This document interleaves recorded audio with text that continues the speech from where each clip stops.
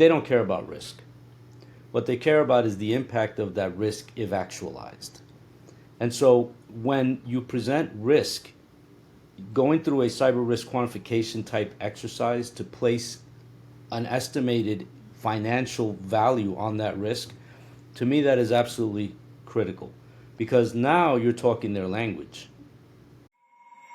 Welcome to Securing the Future podcast with your hosts Jesse Metters and Ramin LeMay, where we discuss the latest cutting-edge technologies and how they are affecting the security industry. Join us as we explore the latest advancements and discuss how these innovations are shaping the future of security. With Jesse, a skilled recruiter, and Ramin, a seasoned security leader, this is the show where industry expertise meets in-depth discussions. Welcome back, everyone, to another episode of Securing the Future podcast. As usual, I'm your host, Jesse Metters, and my trusty co-host, Ramin LeMay. Ramin, say hi to everyone. What's up? You're leaving out the guys now. We're getting really specific to just like saying hi. We have a special guest today, Andres Andreu, who I've known for a couple of years, and Andres actually just about to release a new book, which we'll talk about towards the end. Really excited about the book. Andres is one of the most pragmatic, effective CISOs I've met in my time in recruiting. And we wanted to talk today about how to be a more effective security leader. Now, this really applies to really any level that you are in the security field. And Andres, I'm really excited to hear, first of all, a little bit of your background, like why you think this way. Some of the experiences have shaped your mindset, and I believe mindset is so important as a security leader on the way that we look at solving problems. So would love for you to go ahead and do an intro of how you came up into the security field, and then we'll dive into some of the thought process and things that you have found to be very effective, no pun intended, in your career. Sure. First of all, thanks for having me, guys. Definitely happy to be here. So career-wise, I started my career in federal law enforcement in the early 90s, and I spent basically the entire decade of the 90s there. Had a couple different roles, but ended up spending the bulk of my time on the tech side building wiretap technology in those days. And this is back in the analog days, before the transformation into the digital space. And so I really experienced firsthand what it was to not have a plethora of tools at my disposal, and whatever problem had to get solved, you had to go build a solution. And so it was that mindset point that you brought up, Jesse, is super important, because that experience sets a specific mindset, right? You have to understand your problem space, and then you have to be able to build a solution. When I moved on from the government space, I spent 11 years at a very large advertising agency, global ad agency, and I ran everything there from software engineering to QA to security. My role was pretty interesting in that I got to touch and build solutions that, the disparity between the solutions was fantastic to me as somebody who likes to create things. But I did perform all of the roles that are now part of really a cybersecurity leader, except those titles didn't exist back then. And for example, in 2001, 2002, I built my first AppSec program. It wasn't called AppSec, but now that in retrospect, it is exactly what I built. What happened for me as a side business during those days is I started pen testing web applications before everybody was a pen tester. This is in the early 2000s, because coming out of the government, that was the standard security testing that we performed. And to us, so my first book came out in 2006 about penetration testing for web applications. And I used the term pen testing because the editor asked me to. See, to us, a penetration test was a physical penetration of a facility. That was the mindset of the government. So I didn't align that term with penetration testing of digital in the digital space. But the world was already changing, and obviously for the better. I consulted for many years after my days at that agency. I got to basically link up with the founder of a company, Bayshore Networks, and I think I was employee number 3, if I remember correctly.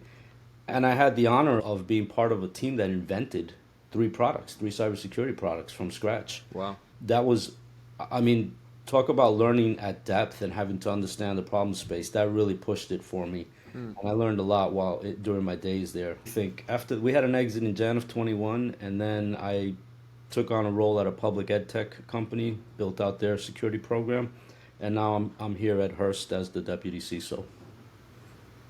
Wow. Yeah, I think the experience you have at a product level is extremely valuable. I was just talking with another security leader that I know that moved into a product company for a while, and he told me, I've learned so much about what the customer actually needs and why our solution was important and how to configure it properly to solve whatever problem they were trying to solve. I would imagine that was a very valuable experience for you. Yeah, if I could give you a concrete example, I would love to because it'll show you how the mindset matters. One of what turned out to be a fundamental flaw in the original direction of the product company was that the founder assumed he built an amazing platform, but he assumed that there were going to be OT and ICS security experts out there that could write the rule sets to enforce on network flows within those OT networks. As it turns out, those people don't exist. We didn't realize that at the time. So we had a platform that could do amazing things if given the right rule sets, but there was no one to write the rule sets. And so one of the challenges, so that affected our initial sales. And so one of the challenges, the board basically said, you got to figure something out. When we went back to attack that same problem, in essence, we built one of the early machine learning engines that existed. This was in 2012, 2013.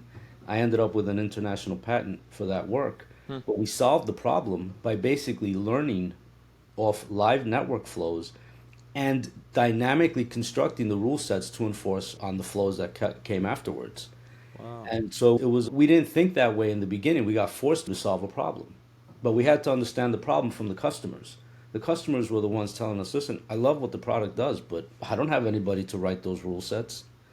And so it forced us to step up our game. And that was a tremendous learning experience for me. The other piece, Andres, that you didn't mention is that you were an artist as well, right? So you're an author and then an artist. And I think just understanding your background, you're very diverse, a lot of different experiences, very structured, very unstructured, right? So you bring a different mix to solving security problems, right? And I'd love to dive into that as well as part of your background and how you use that to your advantage, right? Because I think, just to give you an example, a lot of times when working with people in security, I notice there's not a whole lot of imagination.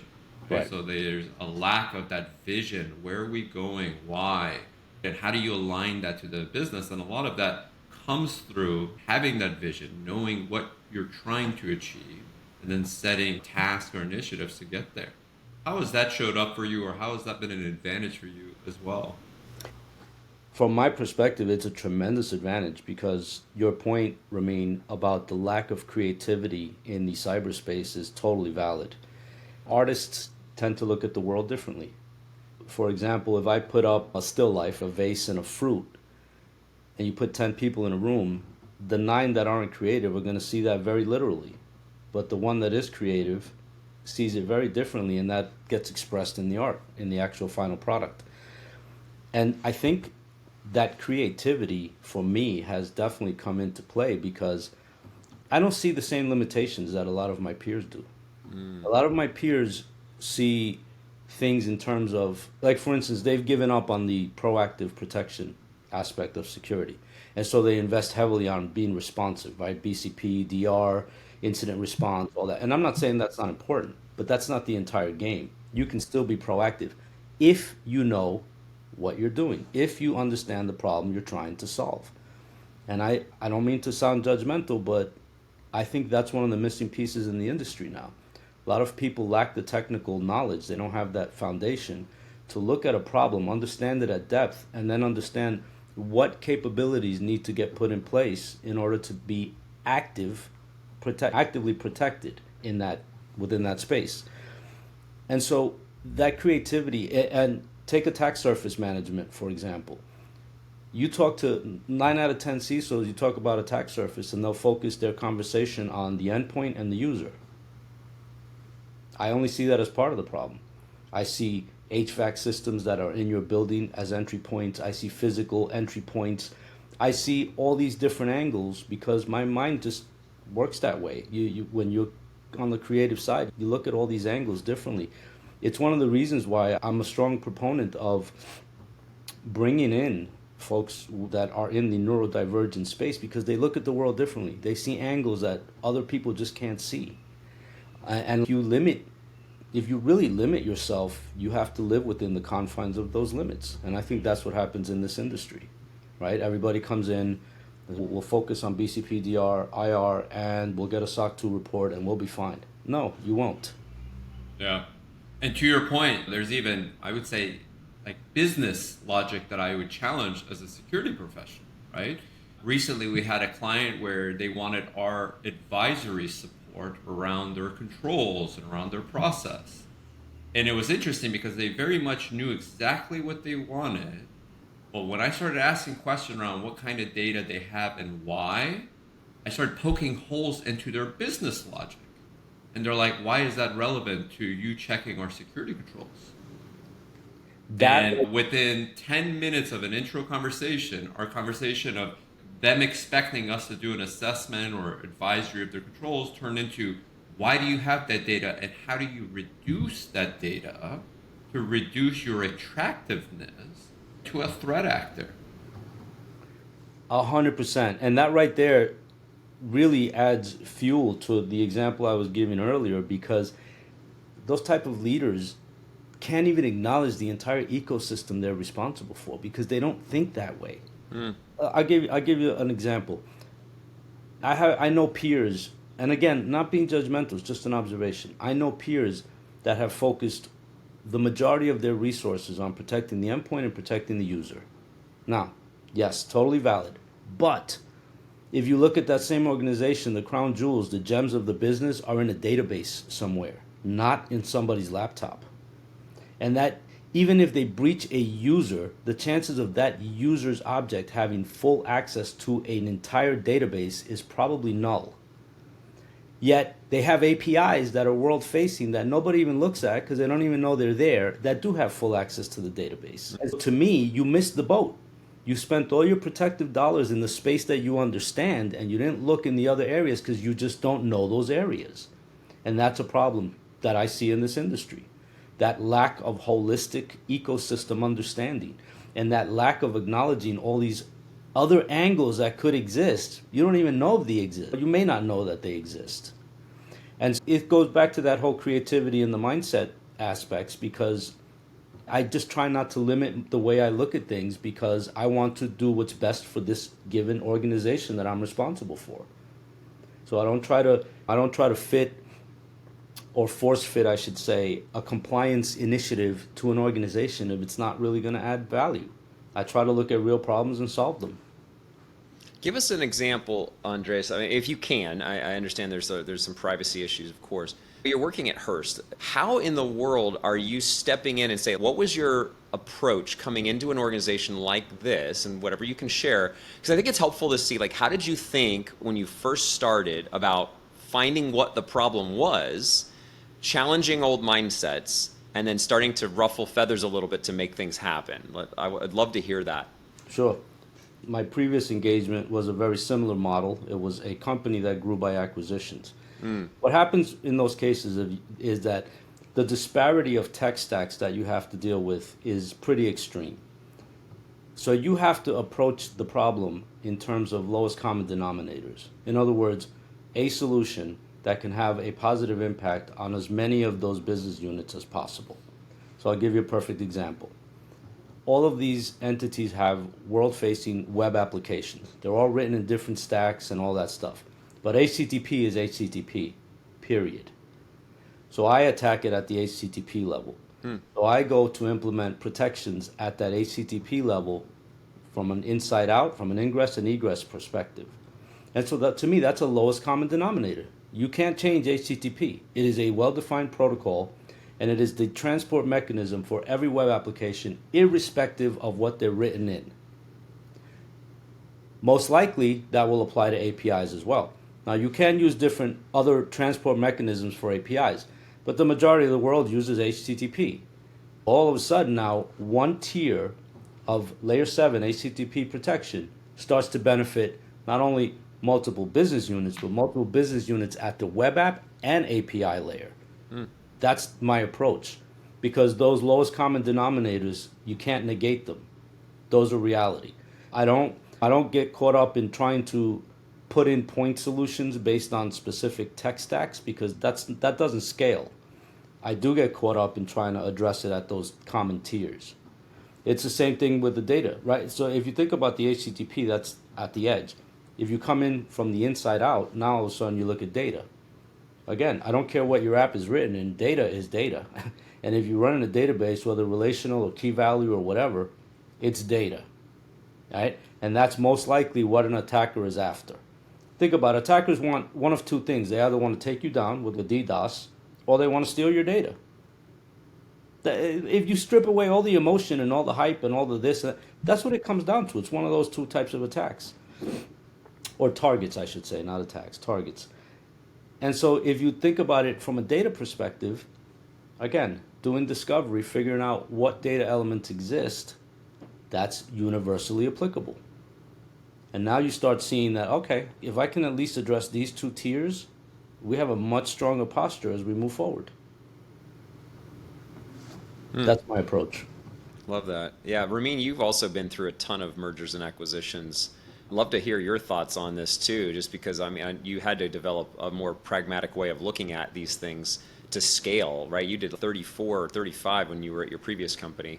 Walk us through, what were was it similar to the way that Andres approaches things, or did you have a different way of looking at it? It's interesting because I had the role initially through the lens of security, and then I took on the role of also like cloud transformation and then technology and security and compliance. So it was an evolving role over time, but it depends on the intention of these acquisitions as well, right? So in my space, this was financial services. The challenge were you're buying a company and you're integrating them and you're looking to reduce overhead, right? There wasn't always an appetite for large investments for companies that were underinvested in technology and operations, right? So those are where we had to be creative in terms of a shared service model that we created that corporate could offer some of these entities at a lower rate, right? So they can consume that and be able to still bring their overall security maturity up. The challenge is, to Andres' point as well, as when you're taking on a new acquisition and you're doing it as frequently as Andres mentioned, the challenge is, how do you profile these companies, right? How do you understand where the risk is for each of them and then prioritize an action plan, a roadmap for each of them, right? Because at the end of the day, they're all going to be in your pipeline. You're going to have initiatives trying to do your best with your resources and your investments going in the same direction, but you're going to have to pick and choose. And we talked about at the beginning doing effective threat modeling, right? And I think that really is helpful, knowing what the threat vectors are, right? If a company doesn't have an API exposed to the internet and they only work B2B, business to business, and that API is not open to the internet, there's a less likelihood of a risk there, right? That prioritizes them differently than someone that has an API that is exposed to the internet, right? So you have to factor that into your equation, into your algorithm as you think about how to wrap your controls around these entities. A lot of times when you're doing acquisitions as well, I've seen not only are addressing technology, right? A lot of times the parent company wants their technology used. You're also rolling out shared services, right? So there's a corporate entity with security monitoring, network monitoring. You're rolling that out. And it's really important to have these work streams aligned. I can't tell you how many times I've seen poor integration because you have work streams that are working in vacuums, right? And you have a lot of project managers that are driving initiatives that lack vision, right? They're very execution focused, but they don't see the big picture, right? They just see their work stream, and there's a lot of disconnect, and that creates a lot of friction, right? So it goes beyond just security, right? It goes in terms of how do you engage, how do you align, how do you lead, right? And those were a lot of the lessons that I learned was, when you do have an integration, are you having the right people at the table, or are you leaving someone out, and that becomes a challenge when that does get addressed? So those are totally valid points from me, and I love the perspective that you just shared. And what I'm about to say has nothing to do with Hearst or any specific company, but I can tell you from personal experience that there are cases where approaching an M&A the right way is just not appealing to leadership. And they'll rush through an M&A, and they'll basically treat that as an autonomous entity once it's acquired, and security just becomes your problem, right? Our problem. And that's just real world. There's nothing you can do about that. And that's really one of the reasons why my lowest denominator approach to me is still really important. Because again, no matter how sloppy or weak the security of that acquired entity is, if I can at least add some protection, let's say at that edge tier, at HTTP for their web apps, I see that as valuable, because otherwise we have nothing, right? We have whatever we inherited. And I can tell you that in some places where I've worked in the past, integrations didn't even take place. Literally, those entities were just left autonomous to generate revenue. But security was an issue. And so I think those lessons, in retrospect, those lessons really forced my hand to come up with that lowest common denominator approach, because there is nothing else you can do. You can't add value in any other way. So, yeah, I love that perspective, and I just think there's a real world aspect here that sometimes things don't work out the way we want them. Like, I would love to have enough time to do threat modeling, to look at the risk posture of a company. I can tell you in some cases, the CEO just showed up and said, we're buying this. Did we look at it? Doesn't matter, we're buying it. Okay. And off we go. And so it's okay. There's nothing wrong with that. It's just reality. But you can't throw your hands up and go, okay, there's nothing we can do. There's always something that can be done. And that's where Andres, the effective leader, shows up, right? The effective leader in that scenario says, all right, so that is a constant. I can no longer change that outcome. What do I need to do to still be successful? Right. Come up with that plan, come up with however you're going to measure risk, come up with the investment you need, and put it in front of people in a way that they can understand it, right? I've gone along for those rides as well, and I got to tell you, it's always more challenging after your first time, because the first time you're like, okay, this is great. We're going to do this. I'm going to come up with this magical number, and the reality is you're not going to get that number, and then you're going to be told to go integrate this problem child after, right? What that tells me is, as an effective leader, my job is to be very transparent, be very clear about an action plan and what investment is needed, because I'm trying to mitigate risks X, Y, and Z. And the more I can be clear about those objectives and those risks, even when budgets go get cut, I'm doing my best to make sure that I'm communicating what's at risk. So if budgets do get cut, I'm still going to be measuring risk, right? And I'll give you very basic examples.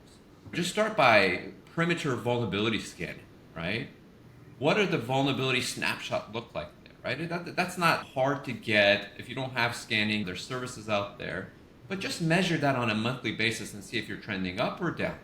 And put that in front of executives or a board and say, all right, you're cutting costs. Here's at least your exposure type of risk based on HTTP or your APIs we've talked about. And then have initiatives ready to go if they're ready to invest, right? That at least helps you be more effective in your communication, because they're not just seeing that they're cutting costs, they're seeing risk tied to those costs they're going to be cutting.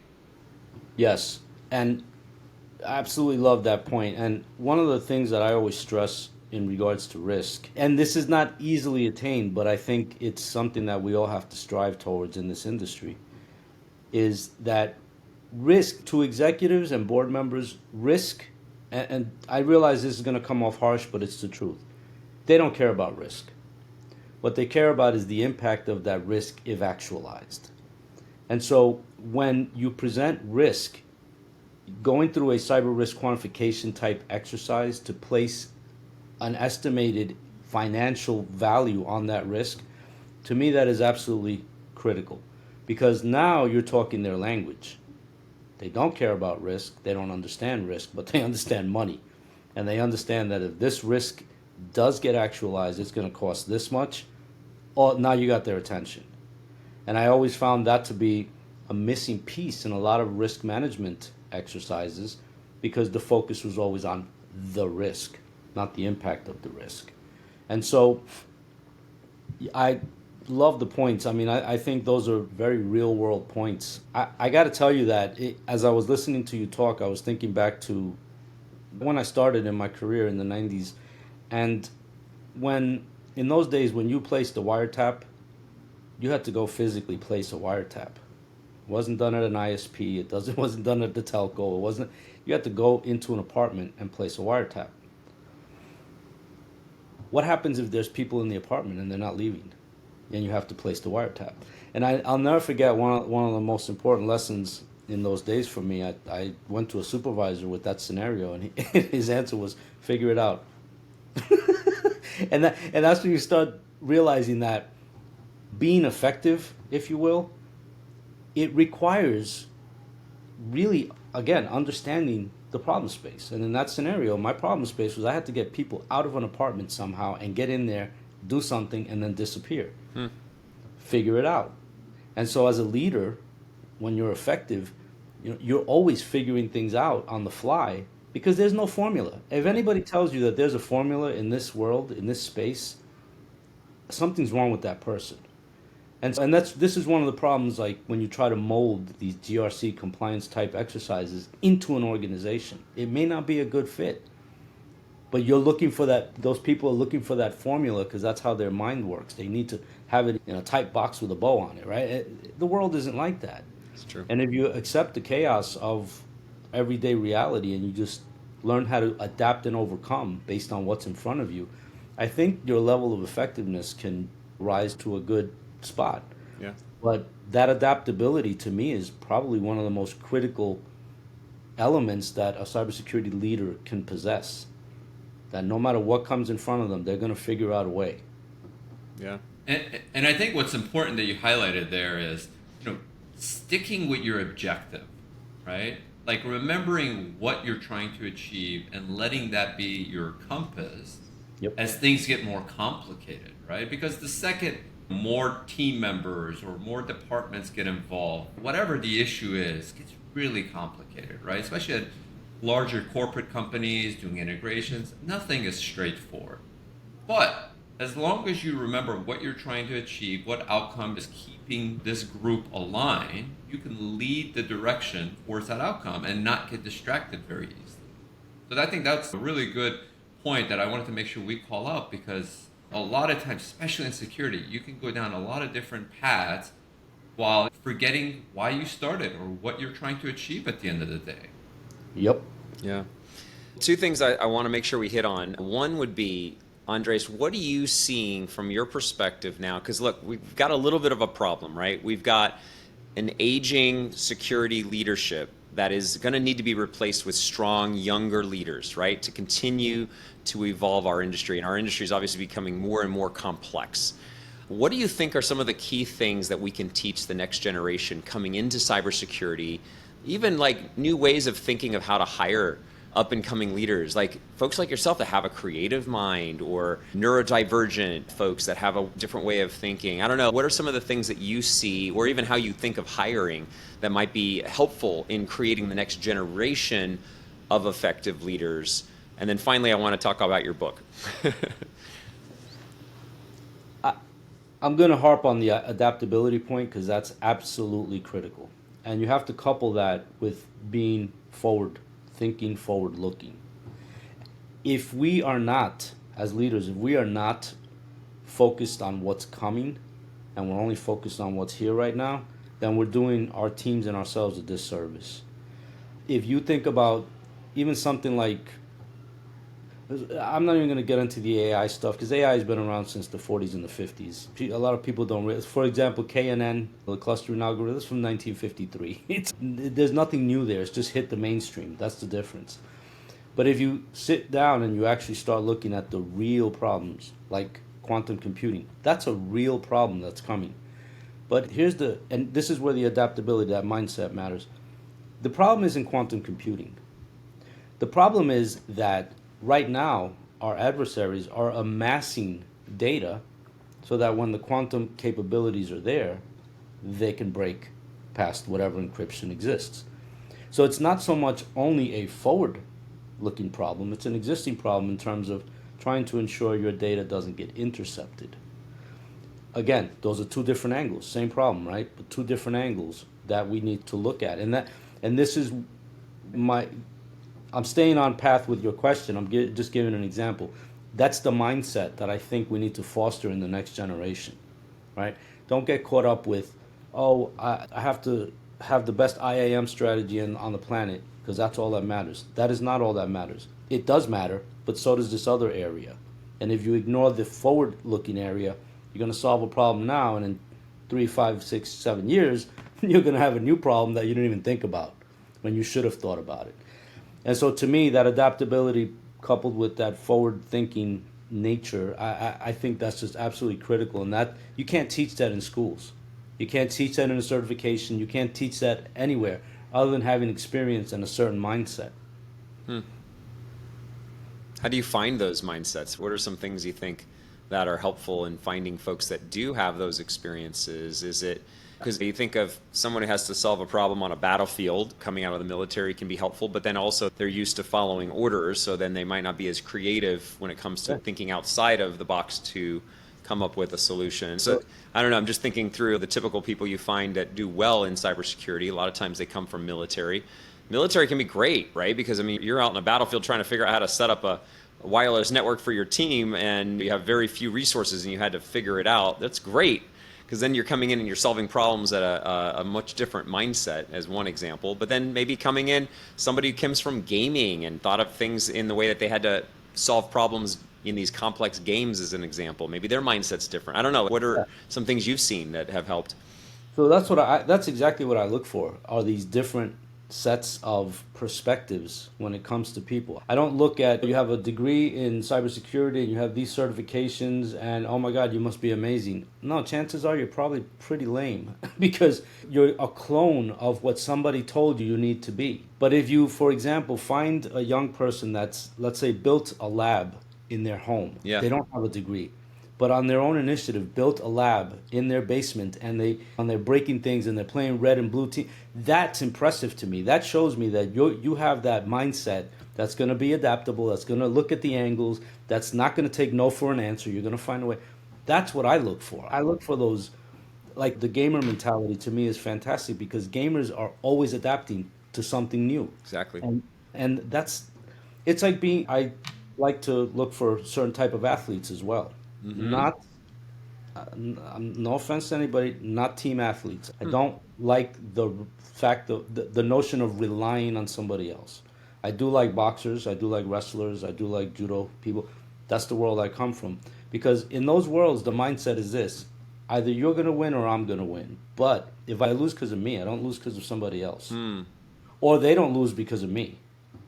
And I like those odds. And I like that self-reliance, that confidence. That leads to that mindset that I'm looking for, because you can't look at limitations in this industry and accept them. If you accept limitations, we're doomed. Totally. Right? Yeah, no, really. Think about, if you put the attacker's hat on, they don't see limitations. They only see possibilities. Right? So all the defenses you put up, they're just looking for that one hole that you missed. Exactly. Oh. Well, yep, we're at the end of our talk, so I want to talk a little bit about your book real quick. Tell us a little bit about the book and what was your inspiration to write this? You'll find I'm very transparent and upfront. I had absolutely zero interest in writing a second book. The gentleman that approached me about this, he knew my background. He had heard me speak publicly a couple times, and I think he appreciated my just real-world perspective on things, because I don't come at these areas from an academic perspective or from the perspective of this is the way it should be. I acknowledge that it should be there, but it's not. It's like this. And this publisher actually has a similar book, but it was very much in that space of this is the way it should be. And they wanted me to write something that is based on the way things really are, right? I mean, I do sprinkle in, it should be like this, but it's like this, and be ready for it, and maybe you think about it this way, these are the questions you can ask, right? So it's very much a real-world down-to-earth perspective on being a cybersecurity leader. Love that. And I'm thankful for the opportunity. It's been a lot of work, but there have been people like yourselves that have been very supportive because I wanted to include a varying set of perspectives as well, right? The salesperson perspective, the VC's perspective. A lot of times CISOs think of their circle as just what a CISO needs to think about, but they don't realize that their world is molded by an entire ecosystem of outsiders. And so that's really a strong notion in the book to have those different perspectives coming in. Love it. What's the title of the book and when is it coming out? It's called the CISO Playbook. I don't have the final release date. The editor's working on it now. Okay. But as soon as I do, I'll let everybody know. We want to absolutely promote that. I mean, what a great opportunity, especially for the next generation that's maybe a security engineer wants to move their way into leadership. What a great way to look at learning all of the lessons that you have from your experience and being able to apply some of those things into their life. It's fantastic. Well, Andres, thank you so much for joining us today. This was really great. I'm excited to be able to release this out and hopefully makes an impact on that leader just looking for a mindset change, wants to stop and say, am I being really effective as a security leader? How can I think differently, and wants to change? You brought some really great points. Ramin, thank you as well for your points that you brought. Were fantastic, and we really appreciate the time. Hope everyone has a safe future as we secure the future together. Thanks for having me. You absolutely. Thanks, Andres. Take care.